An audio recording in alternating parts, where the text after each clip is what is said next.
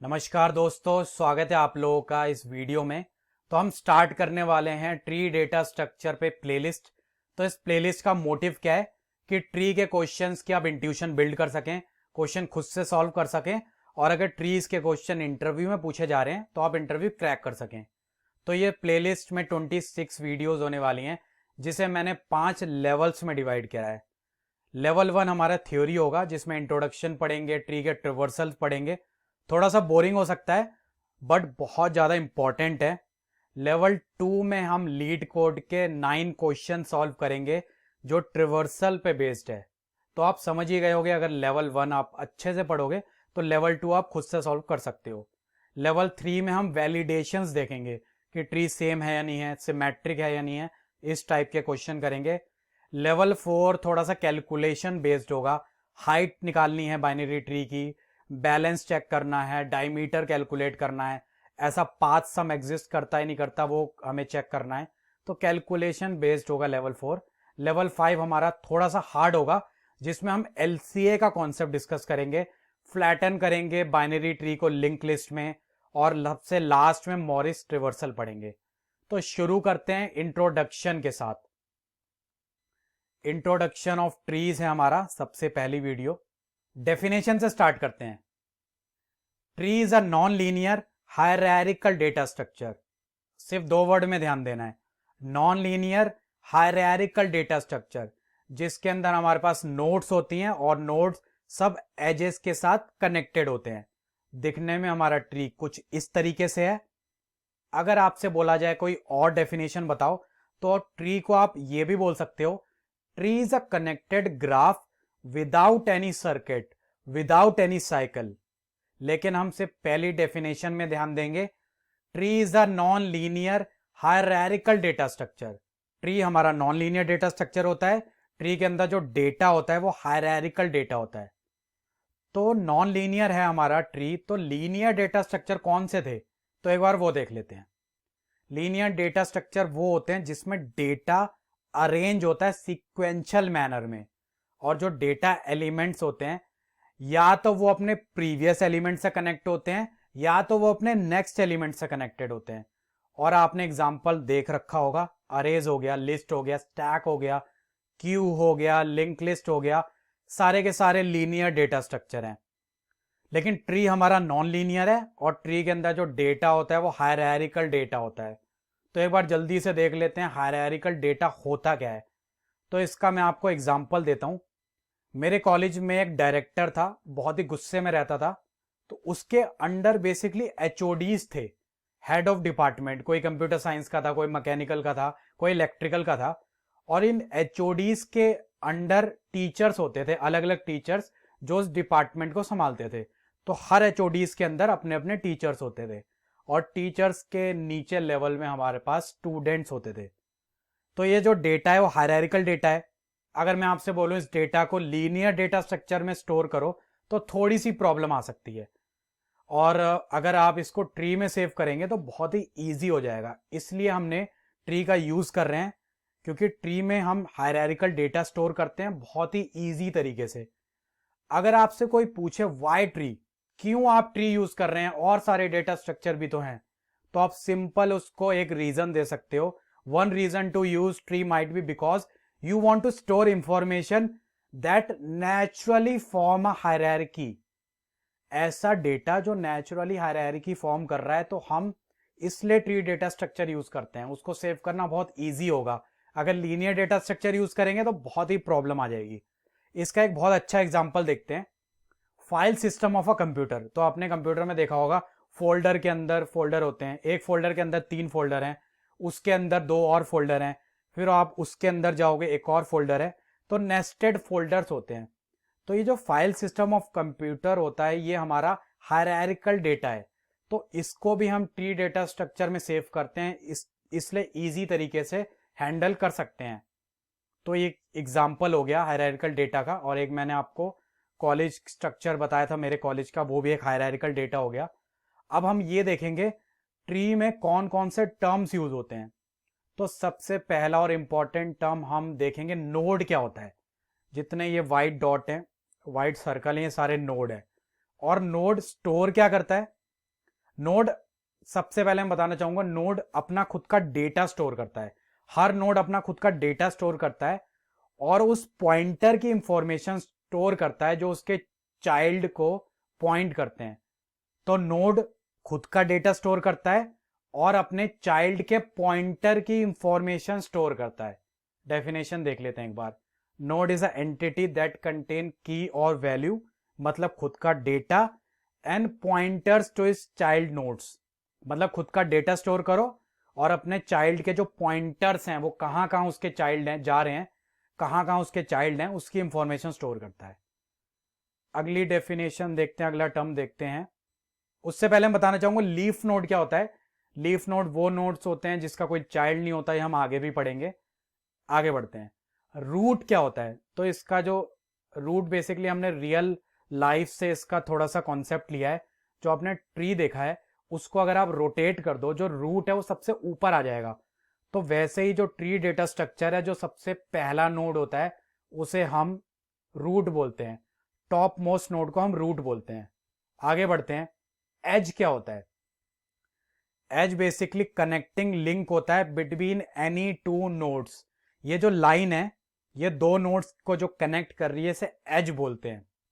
और एक बहुत इंपॉर्टेंट कॉन्सेप्ट मैं आपको बताना चाहूंगा, एज का जो डायरेक्शन होता है वो हमेशा डाउनवर्ड्स होता है।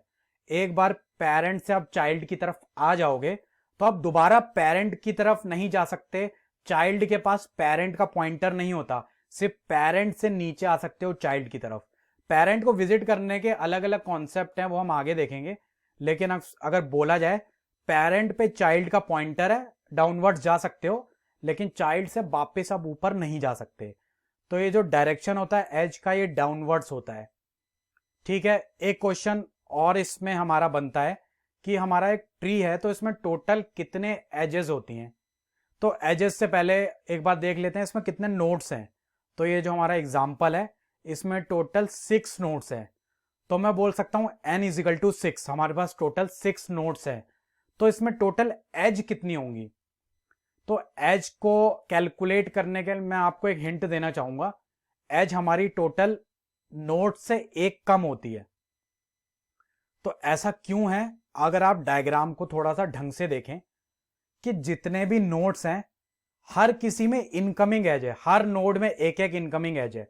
लेकिन हमारा जो रूट है उसमें कोई भी इनकमिंग एज नहीं है। सारे नोड में एक एक इनकमिंग एज है बट रूट में कोई इनकमिंग एज नहीं है। तो टोटल नंबर ऑफ नोड्स हमारा n-1 हो गया। अब आगे बढ़ते हैं। नेक्स्ट टर्म हमारा है पेरेंट, चिल्ड्रन एंड सिबलिंग्स। तो चिल्ड्रन तो हमारे ये हैं जो हमारा येलो कलर है, और ये जो रेड है ये पेरेंट है। आप देख सकते हो पेरेंट और चाइल्ड रिलेशन इसमें हमें दिख गया। और जो इतने सारे चाइल्ड हैं ये आपस में सिबलिंग्स हैं। सिंपल कॉन्सेप्ट है, रियल लाइफ से ही ये सारे कॉन्सेप्ट हमने लिए हैं। आगे बढ़ते हैं। अगला टर्म हमारा लीफ है। तो लीफ की डेफिनेशन देख लेते हैं। Node which does not have a child is called leaf node. तो लीफ नोड को मैं ब्लू कलर से मार्क कर देता हूं। ये वो नोड्स हैं जिसका कोई भी चाइल्ड नहीं है, सबसे नीचे होते हैं बेसिकली, इनका कोई भी चाइल्ड नहीं है, तो इसे हम लीफ नोड बोलेंगे। नेक्स्ट टर्म क्या है? डिग्री क्या है?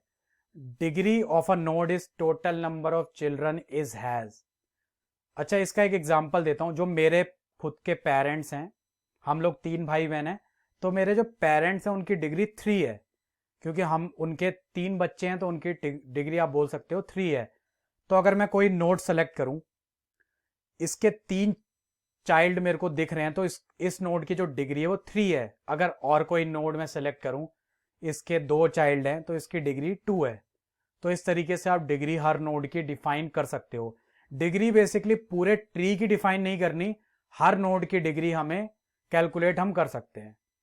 तो डिग्री बेसिकली आप समझ गए, पूरे ट्री के टर्म में हम कैलकुलेट नहीं करते, हम नोड के रेफरेंस में हम डिग्री को कैलकुलेट करते हैं। आगे बढ़ते हैं। डेप्थ क्या होता है और हाइट क्या होता है? ये सबसे ज्यादा कंफ्यूजिंग टर्म होते हैं, डेप्थ एंड हाइट। ठीक है, तो इसमें थोड़ा सा आपको फोकस करना पड़ेगा क्योंकि एक बार आप समझ लोगे तो, एक बार कॉन्सेप्ट क्लियर होगा तो हमेशा कोई भी आपसे पूछेगा डेप्थ क्या है। और डेप्थ भी पूरे ट्री की हम कैलकुलेट नहीं करते, हर नोड की हम स्पेसिफिकली डेप्थ और हाइट कैलकुलेट कर सकते हैं। तो थोड़ा सा इसमें हमें ध्यान देना पड़ेगा। पहले तो हम किसी नोड को सेलेक्ट करेंगे और फिर हम बोलेंगे कि इस नोड की डेप्थ कितनी है। तो कैसे कैलकुलेट करेंगे, इसकी डेफिनेशन ये है, number of edges, number of ancestor and distance from the root. तो डेप्थ कैसे निकालते हैं, जैसे डेप्थ आप सुनो, सबसे पहले आपको रूट याद रखना है, हर नोड का डिस्टेंस कैलकुलेट करना है कि रूट से वो नोड कितनी दूरी पे है। तो एक नोड सेलेक्ट करते हैं, ये नोड है, ये रूट से कितने डिस्टेंस पे है, मुझे 2 डिस्टेंस पे दिख रही है, और टोटल नंबर ऑफ एजेस कितनी है इस रूट तक पहुंचने के लिए, वो है 2। और एंसेस्टर्स क्या होता है, फादर, ग्रैंडफादर, जो ऊपर की तरफ होते हैं उन्हें हम एंसेस्टर्स बोलते हैं। तो टोटल एजेस 2 हैं, टोटल एंसेस्टर जो ब्लू में मार्क करे गए हैं वो 2 हैं। तो जो रेड नोड है उसका जो डेप्थ है वो 2 है। ठीक है, जो डेप्थ कैसे कैलकुलेट करते हैं आपने देख लिया। अब बढ़ते हैं हाइट की तरफ। ये भी थोड़ा सा कंफ्यूजिंग है, बट एक बार कॉन्सेप्ट क्लियर हो जाएगा तो हमेशा आपको याद रहेगा कि डेप्थ क्या है और हाइट क्या है। हाइट में हम रूट याद नहीं रखते, रूट से कैलकुलेट नहीं करते, डेप्थ को रूट से कैलकुलेट करते हैं। हाइट हम कहां से कैलकुलेट करेंगे, रूट का जो उल्टा क्या होगा, सबसे नीचे आएंगे लीफ, हम लीफ से कैलकुलेट करेंगे, और किसी भी लीफ से नहीं, जो सबसे फारदेस्ट लीफ है उससे हम डिस्टेंस देखेंगे। तो पहले सेम कॉन्सेप्ट, पहले तो एक नोड सेलेक्ट करो कि किसकी हाइट निकालनी है। फॉर एग्जाम्पल मैं रूट नोड की हाइट निकालना चाहता हूं, सबसे पहली रूट नोड। और एक चीज मैं बताना चाहूंगा, जो रूट नोड की हाइट है वही पूरे ट्री की हाइट होती है, क्योंकि वो पूरे ट्री का रूट है। जो उसकी हाइट होगी वही उस नोड की हाइट होगी, वो पूरे ट्री की हाइट होगी। और कोई नोड भी हम सेलेक्ट कर सकते हैं। तो रूट नोड की हाइट कितनी होगी, सबसे फारदेस्ट लीफ, पहले लीफ देखते हैं कौन कौन सी लीफ है। तो सबसे फारदेस्ट लीफ 2 हैं, जो कि 2 की डिस्टेंस पे, और भी इस ट्री में लीफ मुझे दिख रही हैं, बट सबसे फारदेस्ट लीफ मेरे पास 2 हैं, दोनों इक्वल डिस्टेंस पे, 2 डिस्टेंस पे है। तो मैं बोलूंगा हाइट इज इक्वल टू 2 हो गई। एक एग्जांपल जल्दी से देख लेते हैं, ये वाली जो रेड नोड है इससे फारदेस्ट लीफ 1 की डिस्टेंस पे है, तो इस रेड नोड की हाइट 1 हो गई। आगे बढ़ते हैं, एक और एग्जांपल देख लेते हैं। ये जो रेड नोड है ये अपने आप में लीफ है, तो इसकी हाइट कितनी होगी, तो मैं हाइट इसकी 0 बोलूंगा। बेसिकली मैं, कुछ लोग 1 भी बोलते हैं, हम बेसिकली 0 से स्टार्ट कर रहे हैं, या आप 1 से स्टार्ट कर सकते हो, कोई भी इंडेक्सिंग आप ले सकते हो, 0 बेस्ड या 1 बेस्ड। तो हम 0 से स्टार्ट करते हैं। जो लीफ नोड है, अगर वो लीफ नोड है और वो उस नोड से फारदेस्ट लीफ है, क्योंकि जो रेड नोड है ये अपने आप में लीफ है, तो बोल सकते हैं इसकी हाइट 0 है। तो हम 0 से स्टार्ट करते हैं और इस तरीके से हाइट कैलकुलेट करेंगे। कुछ लोग इसको 1 भी बोल सकते हैं, बट इस नोड की हाइट 0 है। नेक्स्ट टर्म क्या होगा, पाथ क्या होता है। पाथ को डिफाइन करने के लिए पहले तो 2 नोड को सेलेक्ट करना पड़ेगा। 2 नोड ले लेते हैं, ए एंड बी। जो सारे एजेस हमें मिल रहे हैं ए से बी जाने के लिए, हम बोल सकते हैं वो एक पाथ को फॉर्म कर रहे हैं। तो ये हमारा पाथ हो गया। ए टू बी में जो एजेस हैं वो एक पाथ बना रहे हैं, इस तरीके से आप बोल सकते हो। आगे बढ़ते हैं, सब ट्री क्या होता है, एक बार जल्दी से डेफिनेशन पढ़ लेते हैं, बहुत ही इंपॉर्टेंट कॉन्सेप्ट है। In a tree data structure each child form a node forms a subtree recursively. Each child node will form a subtree on its parents node. इसका क्या मतलब है, इसका मतलब यह है हर नोड अपने आप में ट्री है। तो अगर मैं रूट नोड को देखूं, इसका लेफ्ट चाइल्ड, मैं एक बार लेफ्ट चाइल्ड को पिक करता हूं। जितना मैंने ये ब्लू पिक करा है, इसका जो लेफ्ट चाइल्ड है ये अपने आप में ट्री है, तो इसको बोलेंगे सब ट्री। इसका जो सेकंड चाइल्ड है उसको पिक करते हैं, वो भी अपने आप में ट्री है, तो उसे बोलेंगे सब ट्री। और इसका जो राइट मोस्ट चाइल्ड है, वो भी येलो चाइल्ड है, वो भी अपने आप में ट्री है, तो इसको भी बोलेंगे सब ट्री। ठीक है, तो आप पेरेंट से चाइल्ड की तरफ जाओगे, हर चाइल्ड अपने आप में एक ट्री होता है, वो अपने आप को सब ट्री बोलता है, वो अपना खुद का एक ट्री होता है। फिर नीचे आप बढ़ते जाओगे, फिर कोई चाइल्ड आएगा, वो भी सब ट्री होगा, वो अपने आप में एक ट्री है। हर नोड अपने आप में एक ट्री बना रहा है, जितना भी आप नीचे जाते रहोगे। तो अब ये इसलिए बोला गया डेफिनेशन में कि रिकर्सिवली हम सब ट्री हमारे बनते जा रहे हैं। हम नीचे आएंगे और ट्री बेसिकली आप देखोगे बहुत ही रिकर्जन यूज हो रहा है ट्री में। ऐसा क्यों है? क्योंकि बोला जाता है, मैंने आपको डेफिनेशन में बताया, ट्री बेसिकली एक नॉन लीनियर डेटा स्ट्रक्चर है, हायरार्किकल डेटा स्ट्रक्चर है, और जगह आप पढ़ोगे tree basically recursive data structure है। ट्री की जो प्रॉब्लम्स होती है रिकर्सिवली बहुत इजी तरीके से सॉल्व करी जा सकती है। उसका जो बेसिकली ट्री जिस हिसाब से हमारी जो कॉन्सेप्ट है, तो हम बोल सकते हैं कि रिकर्सिव डेटा स्ट्रक्चर है, क्योंकि हमारा पेरेंट है वो एक ट्री है, फिर हम चाइल्ड की तरफ जा रहे हैं, वो रिकर्सिवली एक अपने आप को ट्री मान रहा है, उसके नीचे हम जा रहे हैं, वो एक अपने आप को एक सब ट्री फॉर्म कर रहा है। तो इस तरीके से हम कह सकते हैं। आगे बढ़ते हैं तो एक बार ये देख लेते हैं कि कोड में पूरे ट्री को हम ऐसे डिफाइन नहीं कर रहे हैं, हम सिर्फ डिफाइन कर रहे हैं नोड क्लास को। क्योंकि ट्री बेसिकली क्या है? Collection of nodes. ट्री में हमारे बहुत सारे नोड्स हैं, और मैंने बताया था हर नोड के पास अपना खुद का डेटा है, और अपने जितने उसके चाइल्ड हैं उसकी पॉइंटर्स की इंफॉर्मेशन है। तो जल्दी से देख लेते हैं कि जो ट्री है, वो जो नोड है, उसको कैसे डिफाइन करा गया है। तो एक बार जावा में मैं आपको थोड़ा सा दिखाना चाहूंगा। एक नोड क्लास आप बना सकते हो, एक वेरिएबल बना सकते हो कि हमारे पास कोई हमें इंट डेटा स्टोर करना है। डेटा किसी भी टाइप का हो सकता है, मैं इंट टाइप का डेटा स्टोर कर रहा हूं, और हमारे पास, और हम एज्यूम कर रहे हैं ये बाइनरी ट्री है, इसके सिर्फ लेफ्ट चाइल्ड है, उसका राइट चाइल्ड है, और इसके ज्यादा चाइल्ड नहीं है।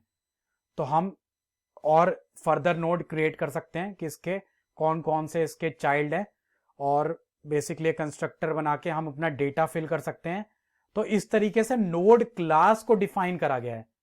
तो हल्का सा आपको हिंट मिल गया होगा कि नोड क्या है, और डिटेल में हम थोड़ा सा आगे पढ़ेंगे। और अब आते हैं एप्लीकेशंस पे कि ट्री की एप्लीकेशंस क्या है। कुछ एप्लीकेशंस देख लेते हैं। सबसे पहली एप्लीकेशन है compiler use a syntax tree to validate the syntax of every program you write. तो कंपाइलर में भी ट्री डेटा स्ट्रक्चर का यूज होता है, वो सिंटेक्स को वैलिडेट करने के लिए ट्री डेटा स्ट्रक्चर का यूज करता है। और एप्लीकेशंस क्या है? स्टोर हायरार्किकल डेटा, सबसे इंपॉर्टेंट एप्लीकेशन है। कोई भी डेटा आ रहा है, ऑर्गेनाइजेशन स्ट्रक्चर है या फोल्डर स्ट्रक्चर है, या फिर आपका XML जो HTML होता है, ये बेसिकली हायरार्किकल डेटा होता है। देखा होगा आपने, टैग्स होते हैं, बॉडी टैग, हेड टैग्स, ये सारे हायरार्किकल डेटा होता है। तो इसको हम स्टोर कर सकते हैं ट्री डेटा स्ट्रक्चर में। और देखते हैं, ट्राई बेसिकली एक ट्री टाइप डेटा स्ट्रक्चर होता है, वो यूज होता है to implement dictionary with prefix lookup. तो एक ट्री की ये एप्लीकेशन है। आगे देखते हैं, B tree and B plus tree they are use to implement indexing in database. तो इसकी डेटाबेस में भी एप्लीकेशंस है, बट ये बहुत एफिशिएंट तरीका नहीं होता implement indexing in database using trees, but still ये एक एप्लीकेशन है। तो इस वीडियो में इतना ही, और इस प्लेलिस्ट को आप कंप्लीट करेंगे तो मैं कॉन्फिडेंट हूं कि आप ट्री के क्वेश्चन सॉल्व कर पाएंगे। फिर मिलते हैं नेक्स्ट वीडियो में। ये वीडियो देखने के लिए बहुत बहुत धन्यवाद।